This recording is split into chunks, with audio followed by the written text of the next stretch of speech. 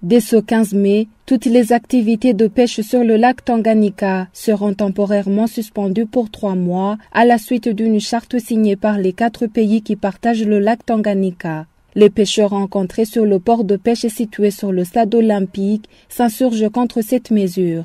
Ils craignent un manque à gagner considérable découlant de cette fermeture.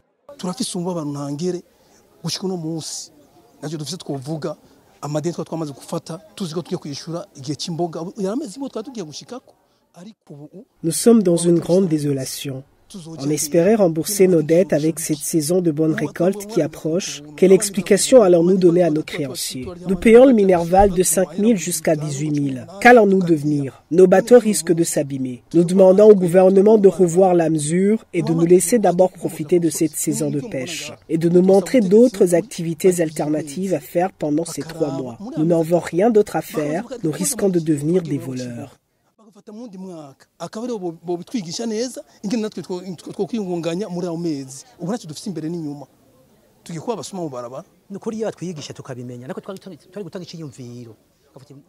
Si nous avions consulté au préalable, on leur aurait proposé la bonne période pour fermer le lac, mais ils ont attendu la saison de la pêche, le moment où on espérait gagner quelque chose pour rembourser nos dettes. Il y a certains qui s'étaient endettés pour faire réparer leurs bateaux, et ces bateaux vont passer 3 mois sans fonctionner, et les créanciers ne vont pas prendre en compte ces situations. Qu'ils nous laissent profiter de cette saison et reviennent peut-être en mars prochain pour nous montrer d'autres activités alternatives.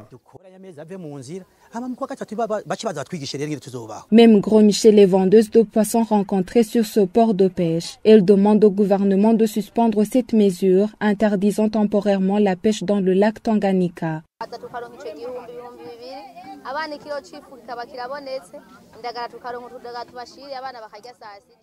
On gagnait au moins 2 000 francs pour nourrir nos enfants. 1 kilo de haricots est presque à 4 000. Où allons-nous trouver de quoi nourrir nos enfants s'ils nous mettent au chômage? Nous demandons que la pêche puisse continuer car c'est notre gagne-pain.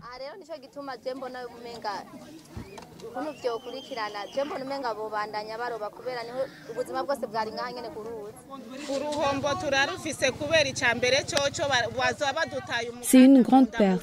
Nos enfants vont mourir de faim. C'est ici qu'on trouvait notre gagne-pain. Nos lendemains sont incertains. Nous demandons que cette mesure soit annulée pour que nous puissions aussi continuer à exercer tranquillement notre commerce.